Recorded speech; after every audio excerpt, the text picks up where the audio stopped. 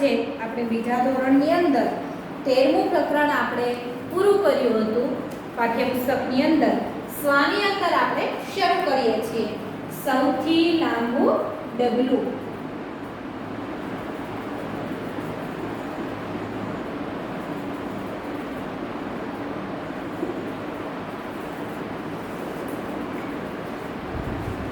જો અહીંયા એકદમ સરળ છે. તમને થશે કે અહીંયા પણ લાંબુ ડગલું ટૂંકું ડગલું તમારે ચિત્રો દ્વારા જ છે એ તમારે માપવાનું છે, સમજવાનું છે. પહેલા અહીંયા તમને હથેળીઓ છે એ તમને અહીંયા આપેલી છે. જો અહીંયા આંગળ છે, 3 આંગળ છે. હું તમને આવી રીતના બતાવું. જો આ 3 આંગળ થાય ને, એમ તમને માપવાનું કહ્યું છે. શા માટે? કે તમારે ધીરે ધીરે હવે તમારે માપતા શીખવાનું છે. એ પણ આપણે જોઈ લઈએ. પછી તમને આપેલું છે, શું આપ્યું છે? હથેળી છે. વેત છે એ તમારે કેવી રીતના થશે? જો આ 3 આંગળનું માપ છે એ કેટલું થશે તમારે, એ તમારે અહીંયા જોવાનું છે. મારા આંગળા તમારા આંગળા કરતા મોટા હોય છે. માત્ર 3 આંગળ કહ્યું છે, તો અહીંયા હું નિશાન કરું અને અહીંયા કરું. ખરું ને? તમે અહીંયા સીધી લીટી કરો, પછી વચ્ચે તમને આવી રીતના તીર દર્શાવેલું છે. પછી આપણને અહીંયા શું કહ્યું છે? આવી રીતના વેત છે એનું માપ આપણને અહીંયા કહ્યું છે. તો તમે અહીંથી લઈ જઈ આવી રીતના વેતને માપવાનું અહીંયા કહ્યું છે. તમને કહ્યું છે ને? પછી હવે આપણે આ અલ્બો એટલે કે આપણી જે કોણી છે એને આવી રીતના માપવાનું કહ્યું છે. તમારે માપવાનું છે. પછી તમને કહ્યું છે તમારો પગનો પંજો છે, પછી ડગલું માપવાનું કહ્યું છે. નીચે જુઓ, લંબાઈના મોટો એકમ કિલોમીટર છે અને નાનો એકમ સેન્ટીમીટર છે. તમે અહીંયા જુઓ, આપણે અહીંયા તમને દાખલા તરીકે સ્કેલ આપેલી હોય છે. અહીંયા જુઓ સ્કેલ છે ને આપેલી, તો એને શું કરવાનું છે? 1 મીટર બરાબર 100 સેન્ટીમીટર અને 1 કિલોમીટર બરાબર 1 કિલોમીટર બરાબર 1000 મીટર. સેન્ટીમીટરને ટૂંકમાં આપણે સેમી કહીએ છીએ, શોર્ટ ફોર્મ કહીએ ને આપણે. જેમ તમારે નાના બાળકો છો તો ઘણાના એવા હુલામણા નામ હોય છે, આપણે એનાથી બોલાવતા હોઈએ છીએ. મીટરને ટૂંકમાં આપણે મી કહીએ છીએ. કિલોમીટરને ટૂંકમાં આપણે કિલોમીટર એટલે કે કિમી કરીને આપણે દર્શાવીએ છીએ. હવે તમારે જેટલું આવશે એ આવી રીતના શોર્ટ ફોર્મમાં જ આવશે. જો કિલોમીટરને આપણે કિમી કહીએ છીએ, સેન્ટીમીટરને આપણે શું કહીએ છીએ? સેમી કહીએ છીએ અને મીટરને આપણે મીટર કહીએ છીએ. હવે તમને અહીંયા અમુક એવા પ્રશ્ન પૂછાશે જે એકદમ સરળ છે તમારા માટે. નીચેની વિગતોનું અંદાજિત માપન કરીને લખો. તો એ પણ તમારા માટે એકદમ સરળ બની જશે. એકાદ 2 પ્રશ્ન છે હું તમને અહીંયા લખાવું છું. તો હું કહ્યું છે, પહેલું પ્રશ્ન છે, ટેબલની લંબાઈ કેટલા વેત છે? જો તમે અત્યારે મારી સાથે અહીંયા બેઠા હો તો હું તમને આપણે જે છે સમક્ષ તમે જોઈ શકો તો હું તમને ટેબલ માપીને વેતથી માપવાનું કહ્યું છે. આ મેં વેત અહીંયા માપી હતી ને, એવી રીતના તમારા ઘરમાં એવું કોઈ ટેબલ હોય તો તમે માપીને પછી એનું માપન અહીંયા કરી શકો છો. અત્યારે તો તમે મારી સાથે નથી, તમે મને વિડીયો દ્વારા જ જોઈ શકો છો. તો તમારા ઘરમાં જે કાંઈ ટેબલ હોય એનું માપ લઈને તમારે અહીંયા લખવાનું છે વેત દ્વારા, તમારી વેત દ્વારા. કેમ કે મારી વેત તો મોટી હોય છે, તમારી વેત છે એ નાની હશે.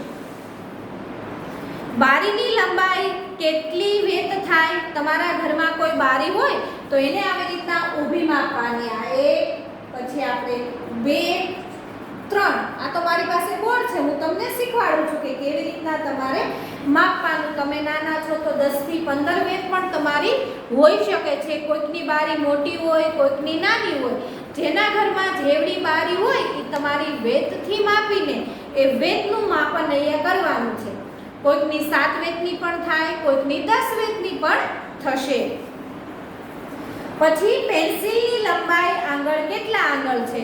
તો તમારે પેન્સિલની લંબાઈ, તમે પૂરી પેન્સિલ હોય, કોઈની પાસે અડધી પેન્સિલ હોય તો 2 વેત, અઢી વેત પેન્સિલ તમારે થઈ શકે. પેનની લંબાઈ કેટલા આંગળ છે? તો મારી પાસે આવી રીતના માર્કર પેન છે તો એની આંગળ જો આ 1, 2 અને 3 એટલે કેટલા થયા? 6 ને 3 6. જો અહીંયા જો માપું છું, દેખાય છે ને? 3 પછી નીચે 3 તો 9 આંગળની મારી આ બોલ પેન છે એ મારી પાસે 9 આંગળની થાય છે. પછી આપણને પાંચમો પ્રશ્ન કે કાળું પાટિયું કેટલા હાથ પહોળું છે? તમે જુઓ અહીંયા મારી પાસે આવું પાટિયું છે. તમારો હાથ જે છે એને તમારે આવી રીતના તમે માપી શકો છો અને એની લંબાઈ છે આપણે લખવાની છે. પાટલીની લંબાઈ કેટલા હાથ થાય છે? તો આપણે બેન્ચીસ છે મારી પાસે અત્યારે, તમે સ્કૂલમાં નથી આવતા એટલે તમને કોઈને ખ્યાલ ન પણ હોય, પણ અંદાજે તમે કહી શકો કે 15 કે 20 વેત છે એ મારી પાટલી મોટી છે. દફતર કેટલા વેતનું છે? તો એ તો તમારા બધા પાસે જ છે એટલે તમે તરત એને માપી શકો. આ વિડીયો જોતી વખતે દફતર તો તમારી બાજુમાં હોય છે ને, તો એ માપીને એ માપ અહીંયા તમારે લખવાનું છે. વોટર બેગ કેટલા આંગળની છે? તો બેગ તો મેં તમને પાણીની બોટલ છે એ તમારે આંગળાઓ દ્વારા તમારે માપવાની છે. પછી કયું છે? પલંગની લંબાઈ કેટલા હાથ થાય છે? તો તમારે પલંગ જે તમારી સેટી બેડ હોય છે એને તમારે પલંગને માપીને એની પણ તમારે અહીંયા લખવાની છે. પછી વર્ગખંડની લંબાઈ કેટલા પગ થાય છે? પલંગની લંબાઈ તમારો હાથ હોય છે ને, મારો હાથ તમારા કરતાં લાંબો હોય છે તો આવી રીતના હાથ માપીને એની લંબાઈ છે પલંગની લંબાઈ તમારા હાથ દ્વારા માપવાની કહી છે. વર્ગખંડમાં પણ તમે અત્યારે નથી તો તમારે શું કરવાનું? તમારો રૂમ હોય છે ને, રૂમ એને તમારે પગલાઓ દ્વારા, ડગલાઓ દ્વારા છે એ તમારે ચાલીને માપીને તમારા પગલા કેટલા થાય છે એ તમારે લખવાનું છે. રસોડાની લંબાઈ કઈ છે એ પણ તમારે પગ દ્વારા તે માપવાનું છે. વર્ગખંડની બહારની લોબી કેટલા પગ થાય છે? કે અત્યારે તમે સ્કૂલે નથી આવતા તો તમારી બહાર કોઈ લાંબી ઓસરી હોય તો એ તમારે પગલા દ્વારા તમે ચાલીને માપી શકો કે કેટલા પગલા થાય છે. અને છેલ્લે છે કપાળ કેટલા આંગળનું છે? તો તમારું આ જે માપ છે આપણે આવી રીતના માપી શકીએ. માપો ને, જુઓ મારું કપાળ છે એ 3 આંગળનું થાય છે કે 3.5 આંગળનું થાય. તમારું કપાળ નાનું હોય અને તમારા આંગળા પણ નાના હોય, તમારે માપીને તમારે લખવાનું છે. નીચે માપપટ્ટીની માપન કરીને લખો. અહીંયા જુઓ તમને માપપટ્ટી આપેલી છે ને આપેલી પીળા કલરની. પેનની લંબાઈ ખાલી જગ્યા સેન્ટીમીટર આપણને કહ્યું છે. સેન્ટીમીટર એટલે કે નાનું હોય છે તો એ તમારે અહીંયા દર્શાવવાનું છે કે પેનની કેટલી, આ સ્કેલ દ્વારા માપવાનું. સ્કેલ તો તમારા બધા પાસે છે હોય છે ને, એના દ્વારા માપીને અહીંયા માપ લખવાનું છે. અહીંયા જે ઉપર તમને આપેલી છે એ સ્કેલનું માપ તમારે લેવાનું છે. પછી મીણબત્તીની લંબાઈ કઈ છે એ પણ તમારે લખવાનું છે. કેટલી કઈ છે? 13 સેન્ટીમીટર મેં અહીંયા કર્યું છે, જુઓ દેખાય છે. પછી છે પુસ્તકની લંબાઈ તો 15 સેન્ટીમીટર. મોબાઈલ ફોનની લંબાઈ 14 સેન્ટીમીટર. બેગની લંબાઈ 15 સેન્ટીમીટર. સ્ટમ્પની લંબાઈ તમારે સ્કેલ દ્વારા માપીને જ લખવાનું છે. અને છેલ્લે છે તમારો જે કંપાસ બોક્સ, તમે પેન, ચેકલબર, પેન્સિલ આવું બધું રાખો છો ને એ. હવે આવે છે સરવાળાના દાખલા. જે આપણે ખૂબ જ આગળ ઘણા બધા પ્રકરણની અંદર આપણે ગણ્યા છે. એકાદ બે છે હું તમને અહીંયા ગણાવું છું કેવી રીતના ગણવાના છે. પહેલો છે 23 મીટર અને 15 મીટર. તો 3 ની અંદર આપણે 5 નાખીએ તો કેટલા થશે? 8. અને 2 ની અંદર 1 નાખીએ એટલે 3 થાય. તો કેટલું થયું?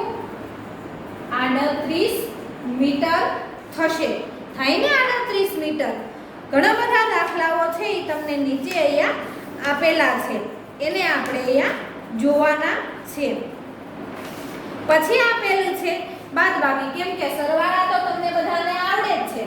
માત્ર અહીંયા તમને મીટરમાં દર્શાવ્યું છે કે 23 મીટર અને 15 મીટર જ્યારે ભેગા થાય ત્યારે કેટલા મીટર થાય? તો આપણને જવાબ મળ્યો છે 38 મીટર. નીચેના જે કાંઈ દાખલા છે એ તમારે જાતે કરવાના રહેશે. આવે છે ને નીચે ઘણા બધા આપેલા છે. જુઓ 1 2 3 4 5, 1 2 3 અને 4. આ બધા જ દાખલા છે એ તમારે જાતે કરવાના. નીચે બાદબાકી આપેલી છે એમાંથી પણ હું તમને એક દાખલો છે એ ગણાવું છું.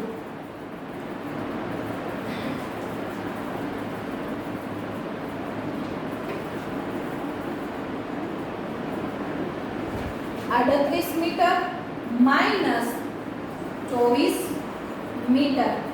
તો એકદમ સરળ દાખલો છે, કાંઈ દસકો લેવાની પણ તમારે ચિંતા નથી. 8 માંથી 4 જાય એટલે 4 વધે અને 3 માંથી 2 જાય તો 1. એટલે કેટલા વધ્યું? આપણી પાસે 38 માંથી 24 મીટર વયું ગયું, તો આપણી પાસે કુલ 14 મીટર વધ્યું છે. પછી જુઓ આ દાખલા પણ તમારી જાતે કરવાના તમારે રહેશે. પછી આપેલું છે ચિત્રમાં સૂચના મુજબ કરો. કોઈ પણ દિશામાં આ જે ચિત્ર છે, નીચે વાંદરો તમને આપેલો છે, સામે છે કીડી આપેલી છે. નીચે પ્રશ્ન પૂછ્યા છે આપણને, પથ્થરથી 3 આગળ દૂર પાંદડું દોરો. આ પથ્થર છે, તમારે આવી રીતના 3 આગળ જુઓ થઈ ગયું ને 3 આગળ દૂર અહીંયા તમારે પાંદડું દોરવાનું છે. પછી આપણને કહ્યું છે બીજો પ્રશ્ન તો પાંદડાથી 2 દિવાસળી દૂર દડો દોરો. આ 3 આગળ તમે અહીંયા પથ્થર દોર્યો, એની બાજુમાં તમે પાંદડું દોર્યું, તો આ 3 થયું. 2 માચીસની જે સળીઓ હોય ને બાકસની, એનું માપ લઈ ત્યારે તો મારી પાસે નથી, તમે તો ઘરે છો એટલે તમારી પાસે હશે. આ કોઈએ કોરું નથી રાખવાનું. ચિત્ર આપણે અહીંયા બધા આપેલા છે, બધા ચિત્ર આપણે દોરી ન શકીએ. તમને હું જેમ અહીંયા કહું છું, સમજાવું છું, એવી રીતના દોરીને 2 તમારે દિવાસળી દૂર ગોળ દડો દોરવાનો છે. ત્રીજો પ્રશ્ન દૂર છે વાંદરાથી 6 દિવાસળી દૂર કેરું દોડો. અહીંયા વાંદરો આપેલો છે, તો 6 દિવાસળીઓનું માપન કરીને અહીંયા તમારે કેરું દોરવાનું છે. પછી છે કેળાથી 5 આગળ દૂર ફુગ્ગો દોરો. તો અહીંયા દાખલા તરીકે 6 દિવાસળીનું માપન લીધું, તો એનાથી 6 દિવાસળી દૂર ફુગ્ગો દોરવાનો છે. બલૂન તમને બધાને દોરતા આવડે છે. પછી પથ્થરથી 1 આગળ દૂર પતંગ દોરો. ફરી પાછું અહીંથી 1 આગળ દૂર અહીંયા નીચે પતંગ દોરવાની છે. અને છેલ્લો પ્રશ્ન છે પતંગથી 4 દિવાસળી દૂર સફરજન તમને દોરવાનું કયું છે. જેમ મેં તમને આગળ સમજાવ્યું એવી જ રીતના તમારે કરવાનું છે. ચિત્રના આધારે અંદાજિત માપન કરી નીચેના જે આપણને અહીંયા પ્રશ્ન આપેલા છે એનો જવાબ આપણે લખવાનો છે. તો તમને બધાને તરત બધાને ખ્યાલ આવી જશે કે આપણે આ બિલાડી, દૂધ અને ઝૂંપડું વાળું જે છે ઉંદર વાળું, એ આપણે પાઠ્યપુસ્તકમાં આ ચિત્ર આપણે જોઈ લીધું હતું. નીચે પ્રશ્ન પૂછ્યો છે કે બિલાડી ઉંદરથી કેટલા આગળ દૂર છે. તો મેં અહીંયા 6 કર્યા છે, પણ તમારે એવું નથી કે તમારા 6 આંગળ થાય. આપણે આ માપવાનું છે. તમારા આંગળા નાના હોય ને, મારા તો મોટા હોય છે એટલા માટે. પછી ઉંદર દૂધથી કેટલા આંગળ દૂર છે. તો કેટલા આંગળ છે? 2 આંગળ માત્ર. જો બિલાડી દૂધથી થી કેટલા આંગળ દૂર છે? તો તમારે આ ચિત્ર અહીં આપેલું છે, એ આંગળાઓ દ્વારા આવી રીતના માપવાનું છે. 3, 6 અને 7 આંગળ થાય છે. તમારે વધી પણ શકે. દૂધ પાસે પહેલું કોણ પહોંચશે? બિલાડી કે ઉંદર? તો તમને તરત ખ્યાલ આવે કે જે નજીક હોય ઈ પહેલા પહોંચે ને, કે દૂર હોય ઈ પહેલા પહોંચે. તો દૂધની નજીક કોણ છે? ઉંદર છે. તો ઉંદર છે એ બિલાડી કરતાં વધારે ઝડપથી નજીક ઈ પહોંચી શકશે. શું ઉંદર બિલાડીથી બચી શકશે? કેવી રીતે? એ તમારે વિચારવાનું છે અને પછી એનો જવાબ લખવાનો છે. ઉંદરની પૂંછડી કેટલા આંગળ લાંબી છે? તો આ પૂંછડી આપી છે, એ આંગળાઓ દ્વારા તમારે માપવાની છે. પછી બિલાડીની પૂંછડી કેટલા આંગળ લાંબી છે? તો એની પણ પૂંછડી આપેલી છે. જો ઉંદરની પૂંછડી કરતાં બિલાડીની પૂંછડી કેવી હોય? નાની હોય. તો એ થોડાક તમારે ઓછા આંગળા થશે. ઉંદર ઝૂંપડીથી કેટલા આંગળ દૂર છે? તો તમે અહીંયા માપી શકો. જુઓ 3 અને 6 અને 6.5 જેવું થાય છે. ઝૂંપડી પાસે પહેલું કોણ પહોંચશે? બિલાડી કે ઉંદર? કોની પૂંછડી વધારે લાંબી છે? બિલાડી કે ઉંદર? તો ઉંદરની પૂંછડી લાંબી હોય તો તમારે ત્યાં ઉંદર લખવાનું. કોની મૂછ વધારે લાંબી છે? બિલાડી કે ઉંદરની? તો એને તમારે મૂછો માપવી પડે તમારા આંગળીઓ દ્વારા, પછી એનો જવાબ લખી શકો ને. એ તમારે આંગળીઓ દ્વારા માપવાની છે. અહીંયા જે પેજ છે એ હું તમને હોમવર્કમાં આપીશ, પછી સમજાવીશ. પાછળ પેજ ફેરવો. સાચો વિકલ્પ શોધી તેનો અહીંયા જવાબ લખવાનો છે. કોના પગલા સૌથી લાંબા હશે? બકરી, હાથી કે ગાય? તો તમને તરત મનમાં પ્રશ્ન થશે, કોના પગલા વધારે લાંબા હોય?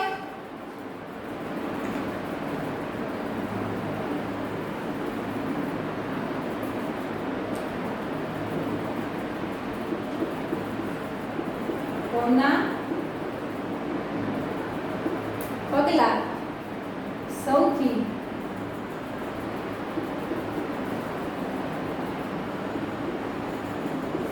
લાંબા હશે? પ્રશ્ન આપણને પૂછ્યો છે.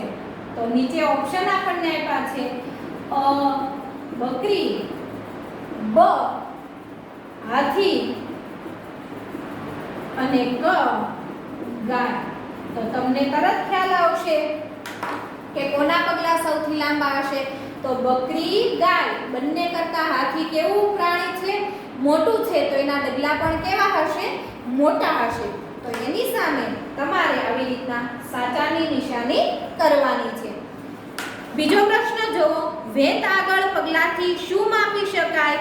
વેત આગળ પગલાથી શું માપી શકાય? તો વજન આપણે માપી ન શકીએ, કદ પણ આપણે વેત અને આંગળ દ્વારા આપણું માપી ન શકીએ. એટલે લંબાઈ જે છે એ આપણું જે છે વેત, આંગળ અને પગલાથી આપણું જે કદ છે, આપણી જે લંબાઈ છે એને આપણે માપી શકીએ.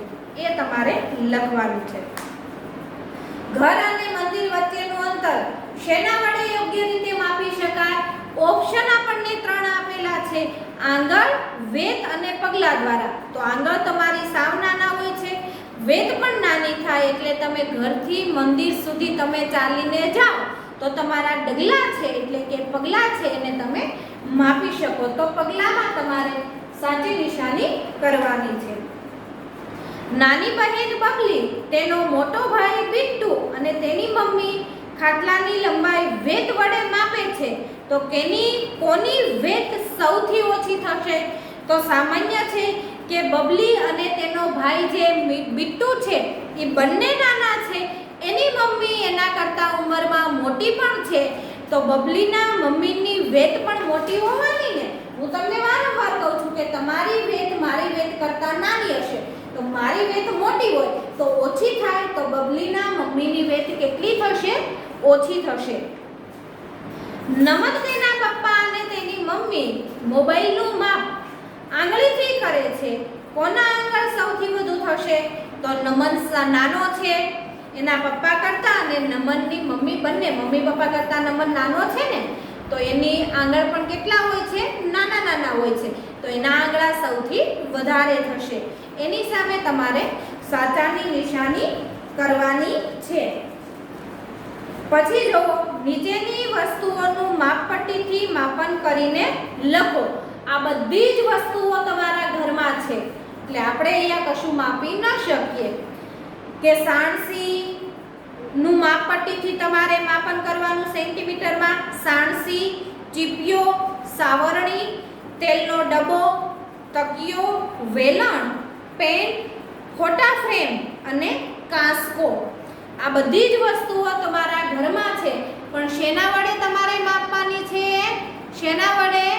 તમારી જે સ્કેલ છે, તમારી જે માપપટ્ટી છે એના વડે તમારે માપવાનું છે. હવે નીચે જો પ્રશ્ન તમને આપેલા છે કે 54 મીટરમાં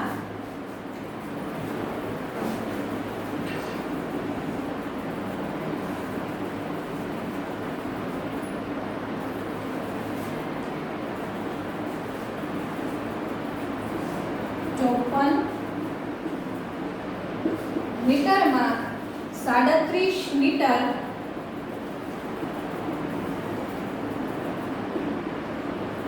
ઉમેરો. તો અહીંયા શું કરવાનું આવશે? સરવાળો. તમારે શું કરવાનું? 54 મીટર વત્તા 37 મીટર. આવી રીતના તમારે દાખલો ગણવાનો છે. 4 ની અંદર 7 નાખીએ એટલે કેટલા થશે? 11.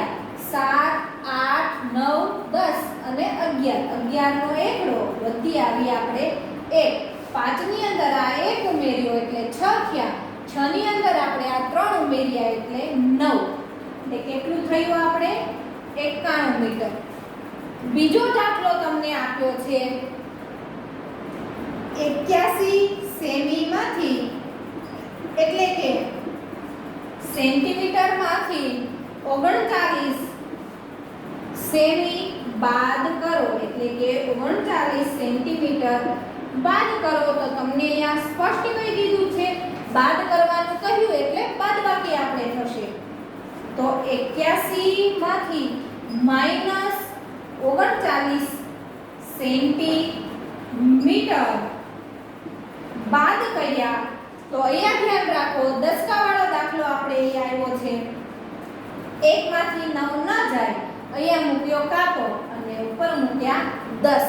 હવે 11 માંથી 9 કાઢીએ એટલે કેટલા વધશે? કેટલા વધશે? 9, 10 અને 11 એટલે કેટલા વધશે? 2 વધશે. કેટલા વધશે? 2. જો 1, 2, 3, 4, 5, 6, 7, 8, 9, 10, 11. 1, 2, 3, 4, 5, 6, 7, 8, 9. તો 2 વધ્યા ને? 8 ની ઉપર આવ્યા 7.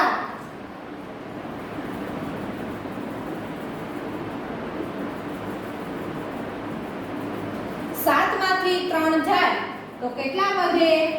3, 4, 5, 6, 7. આ 3 વયા ગયા તો 1, 2, 3 અને 4 અહીંયા વધે. તો કેટલું સેમી થયું?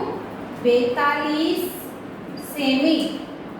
42 સેન્ટીમીટર વધ્યું ને આપણે 81 માંથી 39 સેન્ટીમીટર આપણે બાદ કર્યા તો 42 સેન્ટીમીટર આપણે વધ્યું. નીચેના દાખલા જુઓ. 48 સેમીમાં 23 સેમી ઉમેરો. ત્રીજો દાખલો છે એમાં પણ આપણે સરવાળો કરવાનો છે. ચોથો દાખલો છે 72 મીટરમાંથી તમને 56 મીટર છે એ શું કહ્યું છે? બાદ કરવાનું કહ્યું છે એટલે કે બાદબાકી કરવાની આવે છે. હવે આવે છે તમારે હોમવર્કનો વારો જે તમને બધાને ગમશે ઘરે. અહીંયા જુઓ ચિત્રના આધારે અંદાજિત માપ મેળવવાનું છે. અહીંયા ફૂલ છે, નીચે તમને પ્રશ્ન પૂછેલા છે એના આધારે તમારે છે ફૂલથી પતંગિયાનું અંદર કેટલી વેત થાય. તો મારે તમે જોઈ શકો માત્ર 1 વેત થાય છે. તમે માપશો તો તમારી 1.5 વેત પણ થાય અને 2 વેત પણ થાય. એ તમારે અહીંયા લખવાની છે. સમજાય છે ને? આ હોમવર્કમાં આપું છું. નીચે અહીંયા પ્રશ્ન પણ પૂછેલા છે કે મીણબત્તી છે એ કેટલા આંગળ થાય અને કેટલી વેટ થાય. આંગળ અને વેટ બંનેમાં આપણને પૂછ્યું છે. લાકડી, બેટ, રેકેટ અને તમારા રસોઈમાં વપરાતો ચમચો. અને પછી અહીંયા પૂછ્યું છે કે સૌથી લાંબુ કોણ છે અને સૌથી ટૂંકું કયું છે, એટલે કે સૌથી લાંબુ અને ટૂંકું. આનું માપન કરીને અહીંયા જવાબ લખીને પછી અહીંયા પ્રશ્ન જે પૂછ્યા છે એનો પણ જવાબ તમારે લખવાનો છે. ફરી પાછું બીજું ચિત્ર આપ્યું છે કે ચિત્રમાં સૂચના મુજબ કરો. નીચે સૂચના તમને અહીંયા આપેલી છે કે ઝૂંપડાથી 2 આંગળ દૂર ડાબી બાજુ ઝાડ દોડો. જે પહેલું ચિત્ર મેં તમને સમજાવ્યું હતું ને, એના જેમ નીચેના જે પ્રશ્ન પૂછ્યા છે એના જેમ તમારે અહીંયા દોરવાનું છે. પછી અહીંયા જોવો પાછળ પેજ ફેરવો તમે. Page number 73. આ ઝાડ પણ છે એ તમારે હોમવર્કમાં લાવવાનું છે. નીચે પ્રશ્ન પૂછ્યા ને એના આધારે તમારે જે કાંઈ ચિત્ર દોરવાના કયા છે એ તમારે આંગળા અને વેટનું માપન કરીને તમારે અહીંયા દોરવાનું છે. તો પેજ નંબર યાદ રાખજો. 73 પેજ નંબર છે ચિત્રની અંદર અને પછી છે 76 અને 77. આ તમારું હોમવર્ક છે. અને આપણે સ્વાની અંદર આપણું જે 13મું પ્રકરણ છે એ પણ અહીંયા આપણે પૂરું થાય છે. તો અહીંયા આપણે આ વિડિયો છે એ પૂરો કરીએ. આવજો. આભાર.